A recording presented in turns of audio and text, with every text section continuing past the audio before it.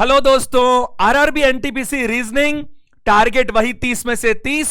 आज एक बहुत बड़ा बहुत इंपॉर्टेंट चैप्टर है रैंकिंग टेस्ट। आपकी परीक्षा में 2 प्रश्न देखने को मिलेंगे आपको रैंकिंग से। मेरा दावा है इस सेशन के बाद अगर आपको रैंकिंग में जरा सी भी दिक्कत आती है तो वो समाप्त हो जाएगी। इस चैप्टर को अच्छे से करने के लिए मैंने कुछ रूल्स बनाए हैं। हम पहले उन नियमों को सीखेंगे प्रैक्टिकल क्वेश्चंस के साथ। जैसे रूल खत्म होंगे हम सारे क्वेश्चंस को मर्ज करेंगे और अच्छे अच्छे प्रश्नों को आज डिस्कस करेंगे। देखिए, ना केवल आपका उत्तर सही आना चाहिए बल्कि कम समय में भी आना चाहिए।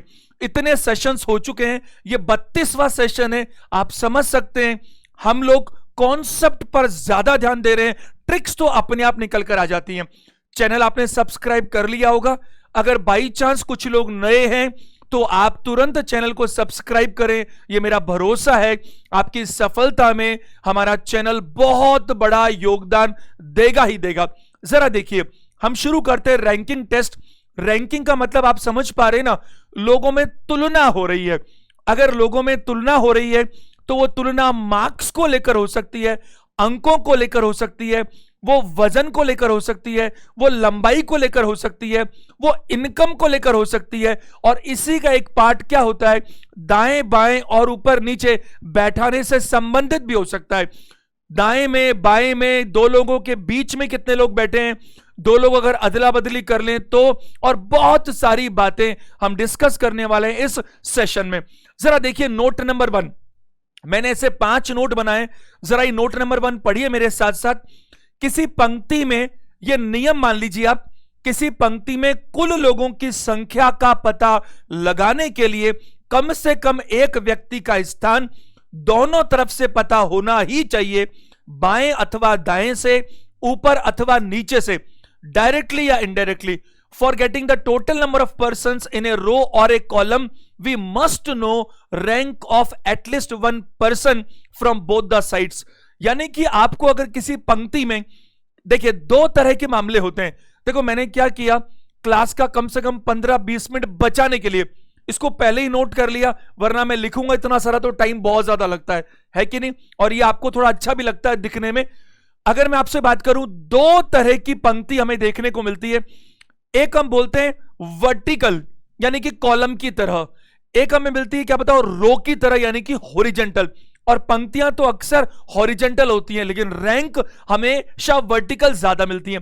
क्या कहना चाहते हैं यहां पर कि अगर आपको टोटल कुल लोगों की संख्या पता लगानी है ना कहीं पर भी, तो क्या चाहिए, कम से कम एक व्यक्ति ऐसा चाहिए जो कहां से पता हो, दोनों तरफ से पता हो। दोनों तरफ का मतलब बाएं और दाएं, ऊपर था नीचे, ऊपर है तो नीचे भी पता हो।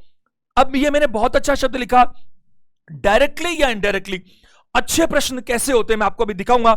डायरेक्टली सीधे सीधे कम बोलेगा, घुमा फिराकर ज्यादा बोलेगा। जैसे देखिए, अगर मैं आपको ये प्रश्न, ये नियम थोड़ा समझाने की कोशिश करूं, मान लीजिए, आप ध्यान दीजिएगा सभी लोग, बोर्ड पे देखो। जैसे मान लीजिए एक छोटा सा एग्जाम्पल है। एग्जाम्पल ये है कि ये एक पर्सन है जिसका नाम है हरि। ध्यान दीजिएगा सभी लोग, इस हरि का ऊपर से रैंक 15वां है। इतना बहुत है, ये रैंक एरो से दिख रहा है कि ये ऊपर से रैंक 15वां है। अच्छा ठीक है।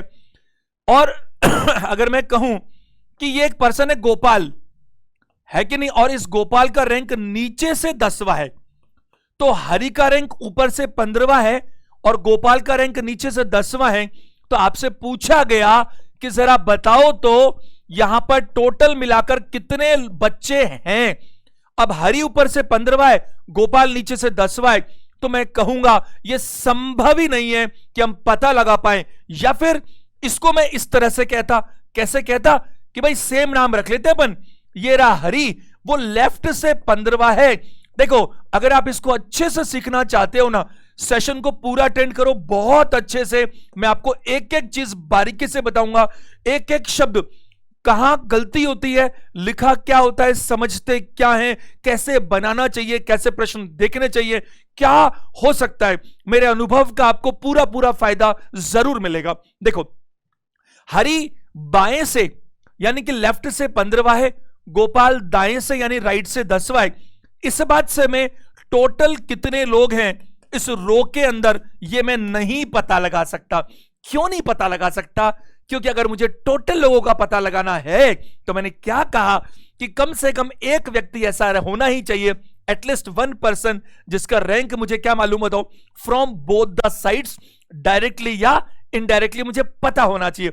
अब जरा देखो, यहां अगर कुछ ऐसा होता, जरा ध्यान दीजिएगा सभी लोग, अगर यहां ऐसा होता, अटेंशन देना, देखो अपन रूट को सीख रहे हैं, ये जो हरी है ना, हरी, इस हरी का रैंक ऊपर से 15वां है।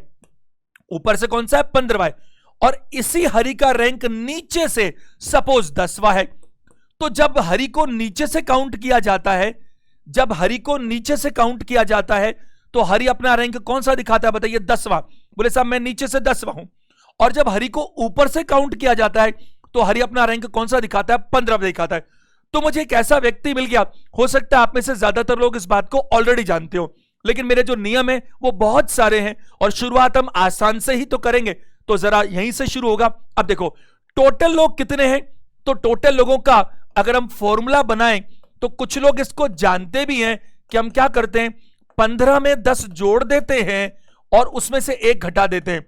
तो मैं आपको बताना चाहूंगा 24 यहां पर टोटल लोग हैं। और मैंने यही कहा था कि आपको अगर टोटल लोग का पता लगाना है, चाहे वो कहां से, चाहे वो कॉलम हो, चाहे वो रो हो, चाहे कुछ भी हो, अगर आपको टोटल लोगों का पता लगाना है तो कम से कम एक व्यक्ति तो ऐसा होना ही चाहिए जिसका रैंक ऊपर से पता है तो नीचे से भी पता हो, और दाएं से पता है तो बाएं से पता हो, कोई भी एक साइड होनी चाहिए। अब जरा देखो, लोगों के मन में सवाल, अभी तक कोई ऐसी चीज नहीं जो हम लोगों ने रटी हो, हम हमेशा समझते आए और इसको भी हमेशा समझेंगे और आगे भी समझेंगे, सिर्फ समझेंगे। देखो 15 + 10 - 1, ये आपने जो किया -1, ये -1 क्यों किया? अगर मैं यहां जवाब दूं तो देखो 15वां और 10वां ये दोनों व्यक्ति एक ही हैं। अच्छा चलो इसको प्रैक्टिकल करके देखते हैं, मेरे साथ जरा देखना बहुत ध्यान से। देखो हरी का रैंक ऊपर से 15वां है, तो मुझे एक बात बताइए, अगर हरी का रैंक ऊपर से 15वां है तो हरी के पहले कितने लोग मौजूद हैं बताइए? 14। हां या ना बताइए। हरी बोल रहा है कि मेरा रैंक ऊपर से 15वां है, तो मुझे यह बता दीजिए हरी को छोड़कर ऊपर कितने लोग हैं? हरी को तो स्किप कर जाओ। अच्छा हरी नीचे से 10वां है, तो मुझे बताओ हरी के नीचे कितने लोग मौजूद हैं? नीचे 9 लोग मौजूद हैं। आप देखिए हरी इन 9 में शामिल नहीं है, हरी इन 9 में शामिल नहीं है, तो मैं बात करूंगा हरी का रैंक नीचे से कौन सा है बताइए? 10वां है, तो 10वां तो खुद हरी है, उसके नीचे कौन सा है? 9 लोग हैं। और हरी का रैंक ऊपर से 15वां है, तो 15वां तो वो खुद है, उसके ऊपर कितने लोग बचे? 14, और नीचे से वो 10वां है, तो नीचे कितने लोग बचे? 9। इन 9 में हरी नहीं है, इन 9 में हरी नहीं है, और इन 14 में भी हरी नहीं है, लेकिन हरी को छोड़कर ये 14 + 9 सारे आ गए, हरी को छोड़कर सारे आ गए, हरी के ऊपर वाले भी, हरी के नीचे वाले भी। अब मैं यहां पर काउंटिंग करूं तो हरी के ऊपर कितने हैं? 14 लोग हैं। हरी के नीचे कितने हैं? 9 लोग हैं। 14 + 9 कितना होता है? 23। लेकिन इनमें 23 में हरी शामिल नहीं है, तो हरी को मैंने एक और जोड़ा, तो लोग कितने हो गए बताइए? 24। क्या मेरी बात समझ पा रहे? लेकिन हम ऐसे नहीं कर सकते, हमें करना ऐसे ही चाहिए। कैसे? 15 + 10 25 माइनस क्या बताओ? 1। -1 क्यों? क्योंकि जब मैंने 15 काउंटिंग की तो इस 15 में से 14 + 1 हरी था, 14 तो इसके ऊपर वाले, एक खुद हरी। जब मैंने नीचे से काउंटिंग की 10वीं, तो 10वीं में 9 + 1 हरी था, तो 9 + 1 हरी। अब सोचो इन 10 में 9 तो ये अलग और 10वां हरी काउंट हो गया, इन 15 में 14 तो अलग और एक हरी काउंट हो गया, तो हरी इनमें भी काउंट हो गया, इनमें भी काउंट हो गया। और किसी चीज की काउंटिंग अगर डबल हो रही है तो ये गलत बात है, अगर डबल हो रही है तो आप इसको क्या करेंगे? इसको आपको घटाना ही चाहिए। बताइए है कि नहीं? इसका जरा काउंटर पार्ट देखिएगा, सारे लोग काउंटर पार्ट देखिएगा। इसी हरी को अभी लोग कितने निकल कर आए? 24। अभी आपको फाइनली ये पता लग गया कि 24 लोग हैं, पता लग गया। अब मैं आपको कहूं, जैसे इसने कहा कि भाई 24 लोगों में हरी ऊपर से 15वां है, 24 लोगों में ऊपर से 15वां है हरी, क्योंकि लोग तो हमें मालूम चल गए, और ऊपर से 15वां ही था। तो आप ये बताओ कि यही हरी नीचे से कौन सा होगा? तो एक बात बताइए, आप ऐसा करने के लिए अब 24 में से नहीं बल्कि किस में से घटाएंगे? 25 में से घटाएंगे, या फिर क्या करेंगे? 24 में से 15 घटा दीजिए, बट एक बाद में जोड़ दीजिए, जैसा अच्छा लगे। चाहो तो क्या कर दीजिए, आप 25 में से 15 घटाकर एक जोड़ दो, या घटाकर एक जोड़ो, उसके बजाय पहले ही एक जोड़ लो, एक ही बात है, रटो मत, फॉर्मूला रटना नहीं, समझना है। अब एक बात बताओ, कितने लोग हैं? 24। समझना, हरि का रैंक ऊपर से कौन सा है? 15वां। तो 15वां कौन है? हरि है। 24 लोगों में 15 तक तो हरि हो गए, हरि के बाद कितने बचे? 9। 15 + 9 24 होंगे। बताओ, हरि खुद 15वां है, हरि के बाद 9 लोग हो रहे हैं। तो अब सोचो, अगर मैं हरि को नीचे से काउंट करूंगा तो इन 9 के बाद ही तो मिलेगा वो, तो वो कौन सा मिलेगा? 10वां मिलेगा। मेरी कक्षा में 100 बच्चे बैठे हैं और रवि ने कहा कि सर मेरा रैंक ऊपर से 10वां आया है, तो नीचे से बताओ। तो एक बात बताओ, 100 लोगों में रवि का रैंक ऊपर से कौन सा है? 10वां। 10वां तो वो खुद है, तो 11 से लेकर 100 तक उसके नीचे हो गए। तो आप सोचो कि रवि जो है वो ऊपर से 10वां है 100 बच्चों में, तो उसके नीचे क्या है? 11 से लेकर के 100 बच्चे हैं, यानी कि उसके नीचे कितने बच्चे? 90। तो जब मैं इस रवि को नीचे से काउंट करूंगा तो ये 90 के बाद मिलेगा ना, तो ये कौन सा मिलेगा? 91। तो 100 - 10 नहीं कर सकता मैं, तो या तो मैं करूं 101 - 10, हाँ या ना, या फिर मैं 100 - 10 कर दूं और एक जोड़ दूं। तो ये मेरा पहला कॉन्सेप्ट था जो बहुत कॉमनली लोग जानते भी हैं कि अगर आपको कहीं पर भी टोटल संख्या का पता लगाना है, टोटल संख्या का पता लगाना है, तो क्या कीजिएगा, आप किसी ना किसी एक व्यक्ति को डायरेक्टली और इनडायरेक्ट, अभी मैं बहुत टफ क्वेश्चंस आपके सामने लेकर आऊंगा जिनमें आपको इंफॉर्मेशन इनडायरेक्टली मिलेगी और सीखने को बहुत मिलेगा, बस बेसिक तो जरूरी है ना। ये पहला मेरा रूल है। अब जरा देखो, ये प्रश्न संख्या 1 आपके सामने है, आपके एग्जाम में आया क्वेश्चन है, लड़कियों की पंक्ति में एक लड़की बाएं किनारे से, अब देखो ये बायां और दायां भी हो सकता है, यानी लेफ्ट और राइट, और ये टॉप और बॉटम भी हो सकता है, ऊपर और नीचे। ये क्लास इतनी ज्यादा इंपॉर्टेंट है कि आपको 1 मिनट भी मिस नहीं करना चाहिए। इट्स वेरी वेरी इंपॉर्टेंट, और इसमें बच्चे बहुत कंफ्यूज होते हैं, है कि नहीं? कोशिश करो जरा देखो। एक और बात, कभी भी अच्छा स्टूडेंट वो नहीं मैं मानता जो प्रश्न को पढ़ने के बाद बनाना शुरू करता है ना। आपकी प्रैक्टिस इतनी बढ़िया पहले से होनी चाहिए कि आप पढ़ते जाओ और बनाते जाओ। अब देखो, लड़कियों की पंक्ति में एक लड़की बाएं किनारे से, बायां ध्यान रखना कि जो आपका लेफ्ट है वही इसका भी लेफ्ट है, और आपका जो राइट है वही इसका भी राइट है। आप एक बात बताओ, अभी अगर मैं, आपने डायरेक्शन मैंने ऑलरेडी पढ़ा दिया, अगर हम अभी देखें, जैसे मैं भी बोर्ड की तरफ मुंह करके खड़ा हूं, तो आप देख रहे हैं मेरा सर किधर है? उत्तर की तरफ। तो अगर कुछ भी ना कहा जाए और लोग बैठे होते हैं, तो हमेशा हम पंक्ति को कैसे मानते हैं? हमेशा हम पंक्ति को ऐसे मानते हैं कि लोग कैसे बैठे, बताइए? उत्तर में फेस करके बैठे। अगर लोग उत्तर में फेस करके बैठे तो आप जरा देखो, जो आपका दायां है वही उनका दायां है, और जो आपका बायां है वही उनका भी बायां है। हां, अगर उनका चेहरा दक्षिण में होगा या पूर्व पश्चिम में होगा तो तब की तब देखा जाएगा। मैंने ऐसे कुछ क्वेश्चंस लिए आज, बहुत बढ़िया, आएंगे अभी लेटर ऑन। अब देखो क्या बोल रहा है, लड़की बाएं किनारे से, अब बायां किनारा इधर से, बाएं किनारे से कौन से स्थान पर है? 7वें स्थान पर है, और दाएं किनारे से 14वें स्थान पर है। सेम वही लड़की, मैंने रूल नंबर 1 का ही तो समझा एक्सप्लेनेशन, क्वेश्चन छांट रखे, बहुत मेहनत करनी पड़ती है। पहले रूल बनाए, टाइपिंग की सारा आपके लिए, और फिर एक एक रूल के हिसाब से क्वेश्चंस का सिलेक्शन किया, और ऐसा भी देखा कि कोई चीज मिस ना हो जाए, छोटी से छोटी चीज मिस नहीं होनी चाहिए। देखो, अगर मैं बात करूं तो अब आप आंसर दे देंगे ना, 7 + 14 कितना? 21 - 1, तो कितनी लड़कियां हैं बताओ? 20 आंसर होगा। वही काम करेंगे, 7 + 14, तो ये तो डायरेक्ट दिया हुआ था, इनडायरेक्ट भी मिलेगा। तो ये लड़की बाएं से तो 7वीं है और दाएं से 14वीं है, तो ये बताएं पंक्ति में कितनी लड़कियां हैं? अब आप देखो, वैसे आपको जरूरत नहीं है, 14 + 7 कितना होता है? 14 + 7 21 होता है, और 21 में से 1 घटा लो तो क्या आएगा? आंसर 20। और वैसे समझना है तो देखो, इस लड़की से पहले कितनी लड़कियां रह गई? 6 इधर लेफ्ट में, और राइट में कितनी रह गई? 13, क्योंकि 14वीं तो खुद है। 13 + 6 19 तो हो गई इसको छोड़कर, और ये खुद भी तो है 19, और एक क्या हो गया? 20। एक बढ़िया प्रश्न आपके एग्जाम्स में आया हुआ है, आरआरबी भोपाल मेंस में, जरा ध्यान दीजिएगा। लड़कों की एक पंक्ति में राहुल प्रारंभ से, अब ध्यान देंगे सब लोग, प्रारंभ से बोल रहा है, सब लोग अटेंशन दीजिएगा, पूरा पूरा अटेंशन। मैं कुछ बातें आपको बताना चाहता हूं। देखो, अगर मैं किसी पंक्ति की बात करूंगा तो ऐसी होगी, और किसी में अगर कॉलम की बात करूंगा तो वह ऐसे होगी। होगी कि नहीं होगी? अगर आपको कुछ भी नहीं कहा जाए, यह भी मैंने नियम में आगे दे रखा है वैसे, अगर प्रारंभ से का मतलब होगा तो यहां से होगा, यह प्रारंभ है, 1 2 3 4, यह प्रारंभ है। इधर प्रारंभ क्या होता है? प्रारंभ हमेशा क्या माना जाता है? लेफ्ट साइड से। अंत हमेशा कहां से माना जाता है? राइट साइड से। तो प्रारंभ हमेशा कहां से माना जाएगा? लेफ्ट से। और लास्ट अंत जो है वो कहां से माना जाएगा बताइए? वो राइट से माना जाएगा। तो प्रारंभ कहां से होगा? 1 2 3 4 से। अंत कहां से होगा? लास्ट से। ये फिक्स्ड है। अब ये जो मैंने आपको बोला है ना, आपको मैंने बोल तो दिया, वीडियो पॉज करके इन्हीं बातों को आप अपनी कॉपीज में नोट जरूर करो, नहीं तो बाद में भूल जाओगे। देखो, राहुल प्रारंभ से 12वें स्थान पर है। अब प्रश्न तो ये करीब करीब 4.25 4.5 लाइन का है, तो पढ़ूं या बनाना शुरू करूं? ना, नहीं पढ़ेंगे हम, या बनाएंगे ही नहीं। दोनों में से क्या करना है बताओ? अरे अपन को पढ़कर थोड़ी बनाना है, पढ़ने के साथ ही बनाना है। तो कैसे बनाना है? देखो, राहुल प्रारंभ से 12वें स्थान पर है, तो ये तो मैंने समझाने के लिए लिखा है, इधर बनाता हूं इसको। तो प्रारंभ से मतलब ये रहा, कौन से स्थान पर? 12वें स्थान पर। कौन है? राहुल। TH लगाने की जरूरत नहीं है, इतना लिखो जिससे आपको खुद को समझ में आ जाए। रा लिखने से भी राहुल समझ में आता है।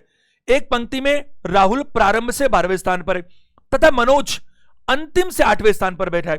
अंतिम मतलब इधर से, अभी आपको समझाया था ना। तो अंतिम से 8वें स्थान पर कौन बैठा है साहब? मनोज बैठा है। ठीक है, तो ये राहुल इधर से 12वें स्थान पर है और मनोज अंतिम से 8वें स्थान पर है। यदि साकेत जिसका स्थान अंतिम से 18वां है, एक साकेत और है जिसका स्थान इधर से, अंदाजे से लिख लो अभी, क्योंकि प्रश्न तो आगे पढ़ा नहीं कि साकेत इसके आगे जाएगा कि पीछे रह जाएगा, पता नहीं, लेकिन जो भी है, साकेत का स्थान अंतिम से 18वां है। तो ये राहुल प्रारंभ से 12वां था, ये क्या था? एम से जो भी है, मनोज ये अंतिम से 8वां है, और ये साकेत अंतिम से 18वां है। अब जरा ध्यान दीजिएगा, यदि राहुल और मनोज के यदि साकेत जिसका स्थान अंतिम से 18वां है, राहुल और मनोज के ठीक मध्य में बैठा है, तो कौन बैठा है? ये साकेत। ये जो साकेत है ना, साकेत जिसका स्थान, यदि साकेत जिसका स्थान अंतिम से 18वां है, राहुल और मनोज के ठीक मध्य में बैठा है, तो उस पंक्ति में कुल कितने लड़के हैं? ध्यान दीजिएगा सब लोग, ठीक मध्य में बैठा है, बिल्कुल सेंटर में बैठा है। सेंटर क्या होता है पहले वो समझते हैं। अगर मैं सेंटर की आपसे बात करूं तो देखो, ध्यान से मेरी बात को समझिएगा। अगर 7 लोग हैं, कितने बच्चे? 7, तो उनमें सेंटर कौन होगा बताइए? ये वाला। सेंटर का मतलब क्या है? कि जिसके दाएं और बाएं बराबर बनता हो। दाएं और बाएं क्या बनता हो? बराबर बनता हो, बिल्कुल बराबर बनता हो, उसे सेंटर बोलते हैं। मैं आपको बताना चाहूंगा, 8 बच्चों में सेंटर नहीं हो सकता, लेकिन कुछ कहेंगे सर ये तो सवाल आते हैं। हाँ, मेरी पूरी बात सुनो। अगर 8 बच्चों में सेंटर हुआ ना, तो क्या पूछेगा? वो बोलेगा 8 लोगों के, सुनना ढंग से, 8 लोगों के ठीक मध्य में 2 लोग कौन है? सुना ढंग से, 8 लोगों के ठीक मध्य में 2 लोग कौन है? तो 2 लोगों का पेयर सेंटर माना जाएगा इस केस में, अगर खुद बोलता है तो। वरना 8 लोगों का सेंटर होता ही नहीं है। सेंटर होता है ऑड का, 7 का, 9 का, 11 का। क्यों? क्योंकि जो सेंटर है उसके दाएं बाएं बराबर होना चाहिए। और अगर सेंटर ऊपर नीचे से यूं है, तो जैसे 11 बच्चे हैं, तो जो छठा बच्चा है वो सेंटर में होगा। क्यों? क्योंकि उसके ऊपर 5 और नीचे भी 5। तो सेंटर का मतलब है बिल्कुल मिडिल, जिसके जितना ऊपर है उतना नीचे है, जिसका जितना दाएं है उसके जितना बाएं है, जिसके जितना एक तरफ है उतना दूसरी तरफ है, वो सेंटर कहलाता है। अब देखो, ध्यान से सुनना, 1 सेकंड में आंसर निकलेगा इसका तो, लेकिन एक बार समझाने के लिए सब बोलना पड़ता है। अब ये साकेत क्या है? ये मनोज और राहुल के बिल्कुल सेंटर में। अब आप देखो, ध्यान से समझना, इस मनोज और साकेत में क्या फर्क आ रहा है। अब आपको मैंने क्या कहा था? कुल बच्चे पूछ रहा है वो, और मैंने आपको नियम जो पहला लिखा है ये उसी के सवाल चल रहे हैं। कुल बच्चे कब निकलते हैं? कुल बच्चे सिर्फ तब निकल सकते हैं जब डायरेक्टली और इनडायरेक्टली एक तो ऐसा होना चाहिए जिसका रैंक दोनों तरफ से पता हो, तभी टोटल निकलेगा। मैंने इसीलिए बार बार जोड़ दिया इनडायरेक्टली, क्यों कई बार बच्चे बोलते दिख तो रहा ही नहीं हमारे को। नहीं दिखेगा, अच्छे सवालों में नहीं दिखेगा, देखना पड़ेगा। देखो, अगर मैं बात करूं यहां पर, तो आप एक बात बताओ, 8 और ये 18 है, मैं तुरंत कह सकता हूं कि जो राहुल है ना, इसका रैंक इधर से तो बार बार पता है, और इसी राहुल का रैंक इधर से भी दिख रहा है मुझे। 8 + 10 कितना होता है? 18, और 18 + 10 कितना होता है? 28। मैं ये बहुत आसानी से कह सकता हूं, क्या कह सकता हूं कि ये राहुल दाएं से 28वां है, और यही राहुल बाएं से 12वां है। 28 + 12 40, -1 39 मेरा आंसर है, सी ऑप्शन होगा। क्यों मैंने कहा ऐसा? क्योंकि मुझे क्या बोला गया कि ये जो साकेत है, सुनो ढंग से, ये साकेत जो है ना, ये मनोज और राहुल के बिल्कुल बीच में बैठा है। इसका अर्थ क्या हुआ? इसका अर्थ हुआ कि मनोज और साकेत के बीच में जितने लोग, अब देखो 8 में 10 जोड़ा तो क्या है 18, और 18 में 10 जोड़ा तो क्या है 28, है कि नहीं? तो अब देखो ये वाली चीज 18 और 28 के बीच का अंतर कितना है 10, और 8 और 18 के बीच का अंतर भी कितना है 10। अब एक देखो सवालों में क्या है, रूल्स मिक्स करते हैं। मैं एक रूल है जो आगे आएगा, लेकिन क्या करूं, बात मुझे अभी बतानी पड़ेगी वरना इसमें कंफ्यूजन होगा। सुनो ध्यान से, देखो मेरी बात का सवाल का जवाब देना खुद से, ढंग से सुनना, ढंग से। कोई व्यक्ति है क्लास के अंदर जिसकी रैंक 5वीं है, एक दूसरा और है जिसकी रैंक 6ठी है। रैंक में अंतर कितना है? ढंग से सुनना, रैंक में अंतर कितना है? एक का, एक 5वीं रैंक, एक 6ठी रैंक। मुझे एक बात बताओ कि एक रैंक 5वीं है, एक रैंक 6ठी है। आपने कहा रैंक में अंतर है एक का, लेकिन व्यक्ति तो बीच में कोई है ही नहीं, 5 के जस्ट नीचे तो 6 है। अच्छा, एक रैंक है 5वीं, एक रैंक है 7वीं, एक रैंक है 5वीं, एक रैंक है क्या बताओ 7वीं। 7 और 5 में कितना अंतर है? 2 का अंतर है, लेकिन व्यक्ति तो 5 और 7 के बीच में एक ही है। तो याद रखिएगा हमेशा, जितनी रैंक्स में अंतर होता है, जितनी रैंक्स में अंतर होता है, लोग हमेशा उससे क्या होते हैं, कम होते हैं। तो उल्टा भी मैं कह सकता हूं ना, क्या कह सकता हूं, जैसे ए का रैंक है 10वां, और बी और ए और बी के बीच में 4 बच्चे हैं, बी नीचे की तरफ है। ए का रैंक कौन सा है? कौन सा? 10वां, ऊपर से 10वां। और बी ने क्या कहा कि मैं ए और बी के बीच में 4 बच्चे हैं, बच्चे। अब ए का रैंक ऊपर से 10वां है और ए और बी के बीच में 4 बच्चे हैं, बच्चे। अब बच्चे अगर 4 है तो रैंक में फर्क 5 आएगा। तो इसका मतलब ए ऊपर से 10वां है तो बी ऊपर से 15वां होगा। देख लो, अगर 15वां होगा तभी तो बीच में बचाएंगे 11, 12, 13 और 14, हुआ कि नहीं? तो हमेशा समझिए, यहां देखो 18 और 8 का अंतर के, ये रूल में आएगा, मेरे आगे मैंने रूल डाल रखा है इसका। 18 में से 8 घटाओ कितना होता है? 10। लेकिन मैं आपको बताना चाहूंगा बच्चे बीच में 9 ही है। बच्चे बीच में कितने? 9। देखो यहां से क्या होगा, 8 के बाद में 9, 10 और 11 से लेकर 17, 18वां तो वो खुद ही है। और एक रूल और है, सुन लो, मैं अगर पूछूं ए और बी के बीच में कितने बच्चे बैठे, तो याद रखना जिंदगी में इनमें आप ए और बी को काउंट नहीं कर सकते। अगर मैंने कहा 5वीं और 15वीं पोजीशन के बीच में कितने लोग बैठे हैं, तो आप 5 और 15 को काउंट नहीं कर सकते, क्योंकि 5 और 15 एक्सक्लूड होंगे। मैंने कहा रवि और गोपाल के बीच में कितने लोग बैठे हैं, तो इसमें रवि और गोपाल दोनों की दोनों इंक्लूड नहीं हो सकते। चलिए, उम्मीद है मेरी बात आप समझ पा रहे होंगे। तो यहां पर ये 8 और 18 रैंक में 10 अंतर है, बीच में 9, तो ऐसे ही रैंक में यहां भी 10 अंतर मिलेगा, तभी तो ये बंदा बीच में आएगा। तो ये मुझे मालूम चल गया। क्या मालूम चल गया? कि राहुल का रैंक दाएं से कौन सा 28वां है, और बाएं से तो मुझे पहले ही मालूम था। तो 28 + 12 कितना होगा? 28 + 12 कितना होगा? 40, और एक मुझे घटाना पड़ेगा क्योंकि ये कॉमन है। ये मेरा पहला रूल था। अभी पहले रूल के क्वेश्चंस खूब सारे आने वाले हैं, बट पहले अपन रूल सीख लेते हैं सारे एक एक करके। रूल नंबर 2, समय की चिंता आप मत किया करो, मैं तो करता नहीं हूं, देखो है कि नहीं। हम काम करें तो ढंग से करें, ना तो ना करें, ये मेरा सिद्धांत है शुरू से। आप प्रयास कीजिए, आप तैयारी ऐसी करो, पास होना है तो पास होकर ही दिखाना है, चाहे कुछ भी हो जाए। मैं कहता हूं ना, जीवन में एक बार सपना ऐसा देखना चाहिए। क्या देखना चाहिए? हम टॉप करके दिखाएंगे। देखो, आप मेरी बात को ऐसे मत लेना, बट मैं भी आपसे घर की तरह बात कर रहा हूं। मैं भी ये सपना देखता हूं। कैसा देखता हूं? कि मैं भी अपने आप को क्या देखता हूं बताओ? शिखर पर देखता हूं। लेकिन किन टर्म्स में? सेटिस्फैक्शन के टर्म्स में, कि मुझे लगता है कि मुझे जिंदगी में सेटिस्फैक्शन मिलना चाहिए।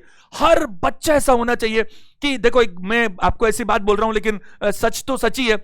अगर कोई बच्चा फेल भी हो जाए ना, तो उसको ऐसा लगना चाहिए कि इसमें सर की कोई गलती नहीं है, उनकी कोई कमी नहीं है, क्लासेस में कोई कमी नहीं है, मैंने ही कमी रखी थी, इसमें मजा है। लेकिन मजा असली में किस में है? कि बच्चा फेल ही ना हो। जो क्लास देख रहा है वो उतनी शिद्दत से तैयारी करे, मेहनत करे, जितनी शिद्दत से हम लोग भी कर रहे हैं। और अगर ये मैचिंग बैठ गई ना, तो ये पक्का है कि सिलेक्शन होने से कोई रोक ही नहीं सकता। देखो, मैं अगस्त 99 से, मैं 99 में मैंने ग्रेजुएशन किया, और अगस्त 99 में ही मैंने पढ़ाना शुरू किया। तब शुरू में तो क्या था, हम लोग खुद भी तैयारी कर रहे थे और पढ़ाना भी शुरू कर दिया। मैं आपको बता रहा हूं, आपको क्या फायदा मिल सकता है मेरे माध्यम से? आपको अनुभव का बहुत फायदा मिल सकता है, क्योंकि कुछ चीजें ऐसी होती है, चाहे कितना भी नॉलेज कर लो, एक्सपीरियंस के बिना नहीं आ पाती।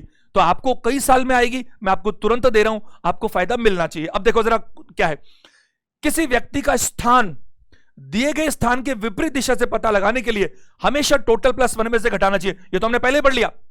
For getting the rank of a person from the opposite side, we must always subtract the given rank from total +1। अभी बात हुई थी कि नहीं हुई थी? उसी का दूसरा पार्ट है। जरा प्रश्न देखिएगा, 40 बच्चों की कक्षा में ऊपर से सौरभ का स्थान 8वां है। पढ़ने के बाद कोई नहीं करेगा, पढ़ने के साथ ही करना है साहब। तो ऊपर से कौन सा है? 8वां। मैंने जानबूझ के टीएस लिखा आपको सिखाने के लिए। क्या सिखाने के लिए? कि आपको एग्जाम में इस टीएस को लिखने की जरूरत नहीं है, और मैं भी आइंदा से नहीं लिखूंगा। क्यों? आप उतना लिखो, क्योंकि ये लिखा हुआ तो कोई देखने वाला है नहीं। आप उतना लिखो ताकि जो लिखा है वो आपको खुद को समझ में आना चाहिए। तो देखो, 40 बच्चों की कक्षा में ऊपर से सौरभ का स्थान कौन सा है? 8वां। ममता सौरभ से 5 स्थान नीचे है, तो ममता 8 + 5 13। अब मैं आपको फिर यह समझाना चाहता हूं कि कोई व्यक्ति का स्थान है 8वां और कोई किसी से 1 स्थान नीचे है, तो 1 स्थान नीचे तो कौन सा होगा? 8 + 1 9। अरे 8वां और 9वां ऊपर से बोल रहा हूं, तो 5 स्थान नीचे, तो सीधा जोड़ दो। 8 + 5 कितना बताओ? 13। और मैंने अभी आपको क्या कहा था कि रैंक जितनी होती है लोग उसके बीच में कम होते हैं। देखो 8 के बाद 9, फिर 10, फिर 11 और फिर 12 और 13वां, तो ये खुद ही है। तो 13वें और 8वें के बीच लोग कितने बताओ? 4। लोग तो 4 हैं, लेकिन रैंक कितनी है? 13 - 8 5। तो सुनो, फिर गड़बड़ी नहीं हो जाए। रैंक जितनी होती है लोग उससे एक कम होते हैं। बट कभी कभी आपको यह भी बोलेगा कि राम का स्थान ऊपर से 50वां है और श्याम और राम के बीच में 10 लोगों का अंतर है। 10 लोग अगर बीच में हैं तो आप 10 मत जोड़ देना रैंक में, 11 जोड़ना। क्योंकि जब रैंक होती है और लोग निकालते तो एक घटाते हैं, तो लोग हैं और रैंक निकालूंगा तो फिर एक जोड़ूंगा भी तो सही ना, है कि नहीं? Vice versa. आसान प्रश्नों से आप प्रसन्न हो सकते केवल, लेकिन नौकरी नहीं पा सकते।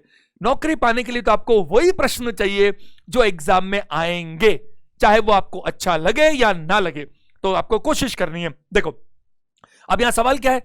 ममता सौरभ से 5 स्थान नीचे है। नीचे मतलब इधर जाना है। अच्छा, नीचे से ममता का स्थान कौन सा है? 1 मिनट, मुझे एक बात बताओ, आपको क्या ममता का स्थान ऊपर से पता है? हां। बच्चे कितने टोटल? 40। तो आपको मैंने अभी क्या बोला था कि आपको कोई भी चीज उल्टी तरफ से देखनी है। अपने रूल पढ़ा ना अभी अभी, अपने क्या पढ़ा कि अगर किसी व्यक्ति का स्थान दिए गए स्थान के विपरीत दिशा से पता लगाने के लिए टोटल +1 में से घटाने चाहिए। और एक्सप्लेनेशन मैंने आपको रूल नंबर 1 के साथ ही कर दिया था इसका, तो मैं यहां बात करूंगा। आपको 40 का पता है, तो आप या तो ऐसा कर लो कि 40 में से 13 घटाओ, तो 40 में से अगर 13 घटाओगे तो क्या आएगा? 27। लेकिन एक आपको जोड़ना पड़ेगा, तो आंसर क्या आएगा बताइए? 28। आएगा कि नहीं आएगा? मैं क्या कह रहा हूं भाई, आप या तो क्या करो कि आपका फॉर्मूला क्या बनता है सब? टोटल +1, तो 40 + 1 41 में से क्या घटाऊं बताइए? 13। तो आपको क्या मिलेगा? 28। मैं इससे ज्यादा अच्छा कितना क्या समझता हूं, 1 में पहले करूं तो ये संख्या अजीब सी हो जाती है, क्योंकि अक्सर ये क्या होता है 40 35 20 ज्यादा मिलते हैं, उसमें से जल्दी घट जाता है, ऐसा मुझे लगता है। तो आप क्या करो ज्यादा अच्छा मेरे हिसाब से, आप सीधा 40 में से 13 घटाओ, तो 40 में से 13 घटाओगे तो क्या आएगा? 27। अब घटाना 41 में से था, तो बाद में आप क्या करो? 27 नहीं बल्कि क्या बोल दो? 28। एक बात बताओ मेरे को, ये जो लड़की है क्या नाम है इसका? ममता। ये ऊपर से 13वीं है, तो 13वीं अगर ऊपर से और 40 बच्चे हैं, तो 13 के बाद 27 और बचने चाहिए ना, तभी तो 13 + 27 होगा। 13वीं तो वो खुद ही है, उसके बाद 27। तो जब मैं इससे नीचे काउंट करूंगा तो 27 की अगली तो मिलेगी मेरे को, तो कौन सी मिलनी चाहिए? 28। प्रश्न संख्या 4 से पहले नोट नंबर 3 आ चुका। जरा देखो, ये बढ़िया नोट है। किन्हीं दो लोगों के बीच मौजूद कुल लोगों की संख्या का पता लगाने के लिए, टाइपिंग में मैंने खुद नहीं किया बट ऐसा मिस्टेक हो गया जल्दीबाजी में। किन्हीं दो लोगों के बीच मौजूद कुल लोगों की संख्या का पता लगाने के लिए दोनों व्यक्तियों का स्थान एक ही दिशा से पता होना चाहिए।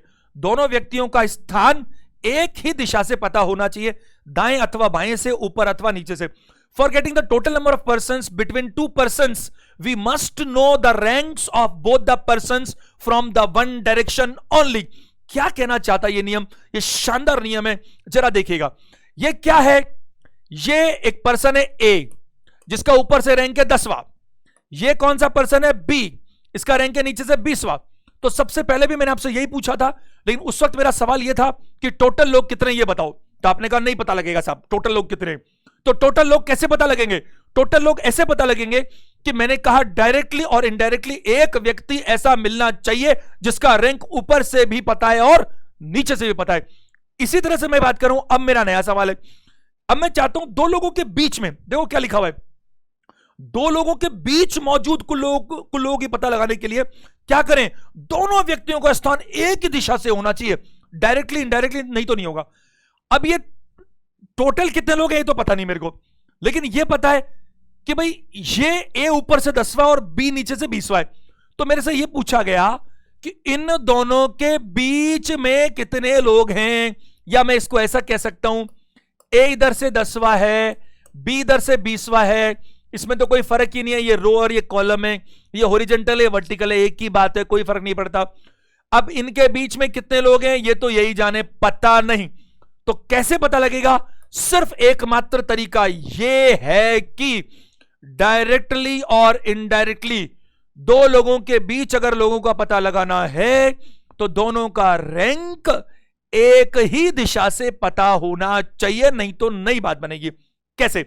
जैसे देखो, ए अगर इधर से 10वां होता और बी इधर से 20वां होता तो दोनों के बीच कितने लोग हैं ये मुझे मालूम चल जाता।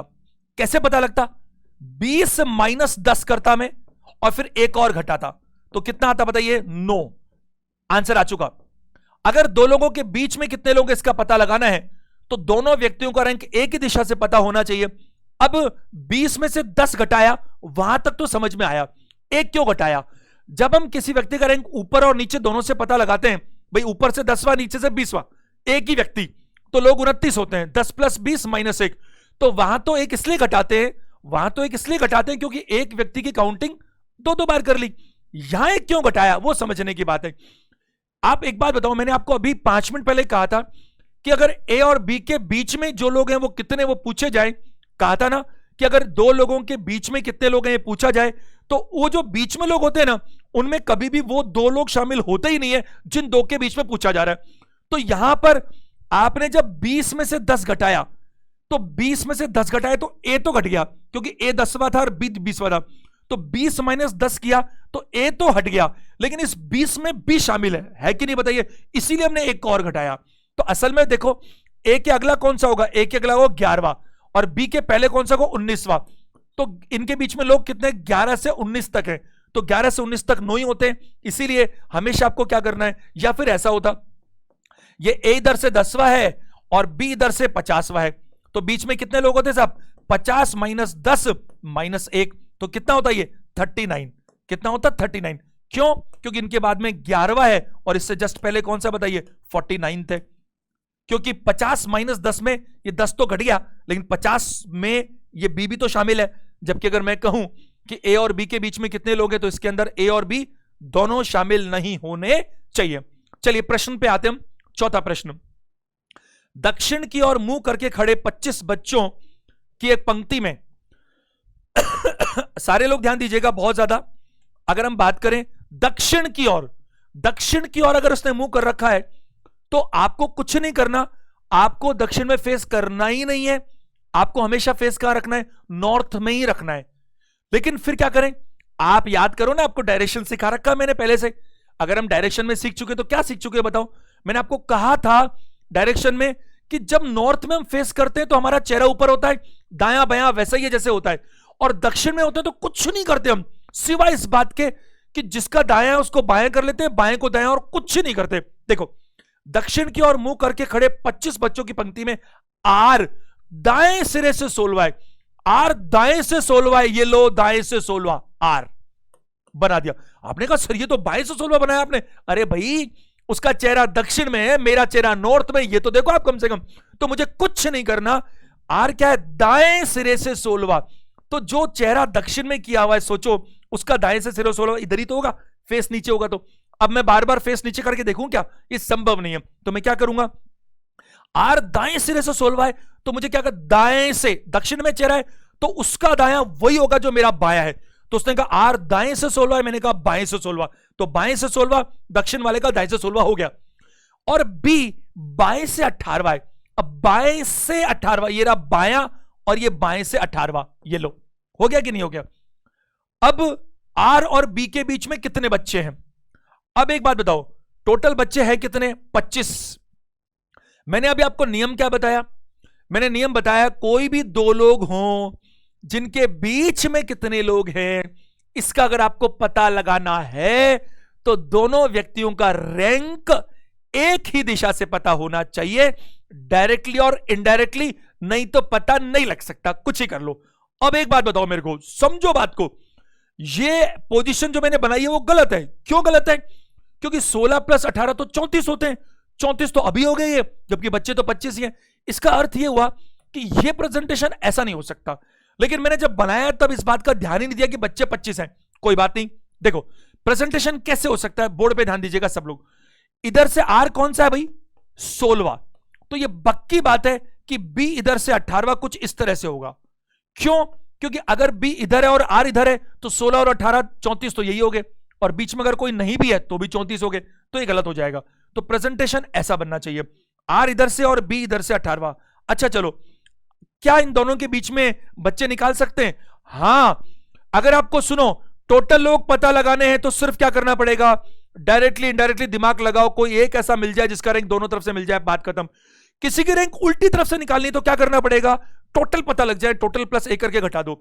कोई दो लोगों के बीच कितने लोग हैं यह पता लगाने क्या करना पड़ेगा, कुछ नहीं करना पड़ेगा, किसी तरह से दोनों लोगों का रैंक एक ही तरफ से निकाल दो। तो देखो आर तो लेफ्ट से और बी राइट से, तो कोई एक को चेंज करना है, किसी भी एक को चेंज करना है, और किसी भी एक को बहुत आसानी से चेंज किया जा सकता है। क्यों चेंज किया जा सकता है? क्योंकि आपको पता है ना, टोटल बच्चे पता है 25, और किसी को भी रैंक चेंज करने के लिए 25 में से नहीं, आप किस में से घटाएंगे, 26 में से रैंक चेंज हो जाएगी। जैसे देखो, इसको मैं दो तरह से करके दिखाता हूं। पहला, मैं आर का मतलब क्या है, जो भी है, आर का मतलब जो भी है, इसको मैं उल्टा कर देता हूं। तो मुझे बताओ, आर इधर से कौन सा है, लेफ्ट से 16वां, लेफ्ट से कौन सा है 16वां। अगर मैं राइट से निकालना चाहूं तो क्या करूंगा, 25 में से घटाऊं कि 26 में से, 26 - 16, 26 - 16 कितना होता है, 10। तो ये आर मुझे मिल गया कहां से बताओ, राइट से 10वां, और ये बी कहां है यार, राइट से बताओ 18वां। अब इसको मैं चेंज कर देना, क्योंकि दोनों का रैंक एक तरफ चाहिए था, काम हो गया खत्म। अब दोनों के बीच बीतने लोग आपको सिखाया था ना, 18 - 10 कितना होता है, 8, और 8 में से एक और घटाओ तो क्या होगा बताओ, 7। 8 में से एक और घटाओ तो क्या होगा, 7। ऑप्शन सारे ही गलत है, आप किसी एक ऑप्शन को चेंज कर लीजिए, आंसर क्या हो जाएगा, 7। दोबारा देख लीजिएगा, क्योंकि इसमें कोई किंतु परंतु नहीं है, जो है वो बिल्कुल सही है। दक्षिण की ओर मुंह करके खड़े 25 बच्चों की पंक्ति में आर दाएं सिरे से 16वां है, तो आर दाएं से 16वां है, तो ये रहा, क्योंकि फेस दक्षिण में, और बी आर, और तरफ बी बाएं सिरे से 18वां है, तो बी बाएं से, तो ये 18वां हो गया। ये 16 और 18 है, मैंने क्या किया, इसको 25 बच्चे थे, इसको उल्टी तरफ से कर दिया, तो 26 में से 16 घटाए तो क्या है, 10, तो इधर से 10 किया, और ये 18 था, 18 - 10, 18 - 10 और माइनस एक और करना पड़ेगा, तो आंसर 7 आना चाहिए। या फिर मैं ये भी कर सकता था क्या, कि मैं आर को ऐसे रहने देता था, आर को यूं ही रहने देता, कौन सा, 16 ही रहने दो, इसको चेंज कर लो। अगर बी जो उधर से 18 है, अगर वो इधर से करना चाहे तो क्या करेंगे भाई, 26 - 18, तो 26 - 18 कितना होता, 8, तो बी इधर से कौन सा, 8, तो भी बात एक ही है। 16 - 8 कितना होता, 16 - 8 कितना होता, 8, और एक और घटाते तो क्या था बताइए, 7। तो इसमें कोई डाउट नहीं है, आंसर आप ठीक कर लीजिएगा, इसके लिए कमेंट मत कीजिएगा, सी ऑप्शन मार दीजिए, और यहां पर 4 को हटा के 7 कर लीजिए, ठीक है। प्रश्न संख्या 5 पर आइए। किसी कतार में 22 लड़के कुणाल के आगे खड़े हैं, ध्यान से सुनना मेरी बात को। अगर मैं आगे और पीछे की बात करता हूं तो एक बार बोर्ड पे देखो, सब लोग ध्यान से मेरी बात को सुनेंगे। देखो, आगे का मतलब क्या होता है, आगे का मतलब होता है अहेड, अहेड, और पीछे का मतलब क्या है भाई, पीछे का मतलब है बिहाइंड। अगर मैं बात करूं आगे के बारे में, ये भी मैंने नोट बना रखा है हालांकि, लेकिन हम क्या करें, क्वेश्चंस में शब्द आ जाते हैं ना, तो अभी नोट में भी आएगी ये चीज, तो याद रखना। मैं एक लाइन बोलता हूं, ढंग से सुन लेना, बाद में कॉपियों में नोट करना, वीडियो को पॉज करके। बाद में मैं अगर कहूं A is 10 places ahead of B, A B से 10 रैंक आगे है, तो इसका मतलब क्या होगा, बी जहां पर भी है ए उससे ऊपर होगा, बढ़िया होगा, अच्छी स्थिति में होगा, ज्यादा अच्छे मार्क्स आए होंगे। और मैं कहूं A is 10 ranks behind of B, तो इसका मतलब क्या है बताओ, पीछे है। तो आगे का मतलब हमेशा क्या माना जाएगा, ऊपर की तरफ, और पीछे का मतलब हमेशा नीचे की तरफ। और अगर लेफ्ट राइट मानोगे तो हमेशा यहां से शुरू करोगे। वैसे आगे पीछे के लिए आपको ये चीज बात करूं मैं, हॉरिजॉन्टल नहीं वर्टिकल ही बनानी चाहिए।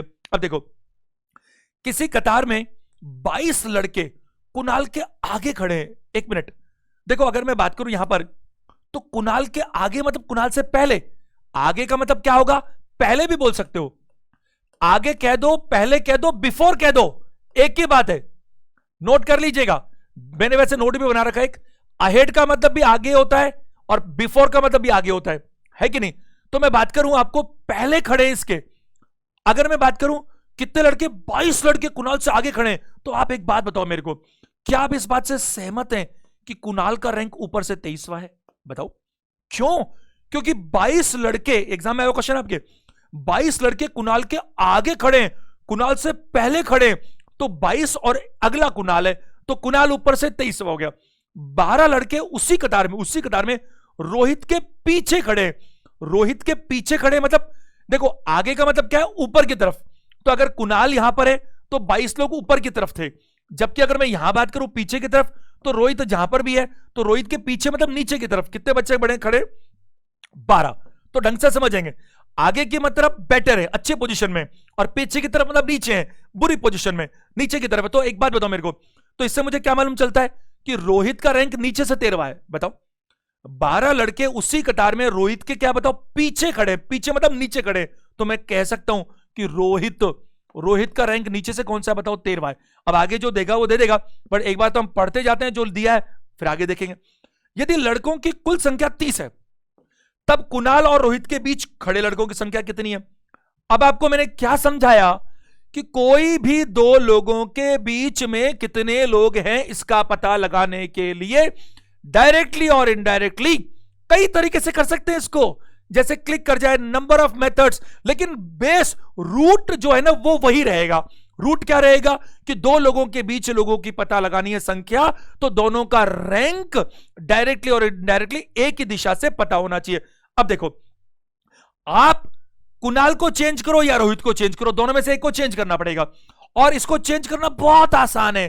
क्यों बहुत आसान है? क्योंकि आपको टोटल बच्चे पता है, तो आप क्या कर सकते हैं, आप चाहें तो कुणाल को चेंज कर सकते हैं, आप चाहें तो रोहित को चेंज कर सकते हैं, जिसको मर्जी हो चेंज कर लो। जैसे देखो 30 बच्चे अगर है, तो मैं कुणाल को कहां से देख सकता हूं बताओ? नीचे से देख सकता हूं, या रोहित को ऊपर से भी देख सकता हूं, एक की बात है, दोनों करके देख लो। अगर कुणाल नीचे से कौन सा है? 23वां, सॉरी ऊपर से कौन सा है? 23वां, तो नीचे से कौन सा होगा? 30 माइनस 23 कितना होता है? 7 प्लस 1 क्या होगा? 8। तो ये कुणाल नीचे से कौन सा बताइए? कुणाल नीचे से कौन सा है? 8वां। कैसे निकला? या तो आप 31 में से 23 घटा लो, या 30 माइनस 23 कर लो, एक जोड़ लेना। तो मैंने कहा कि कुणाल नीचे से कौन सा आ गया? 8वां, और रोहित नीचे से कौन सा है बताओ? 13वां। तो दोनों की रैंक एक ही तरफ से है, तो अंतर निकल जाएगा। कैसे निकलेगा साहब?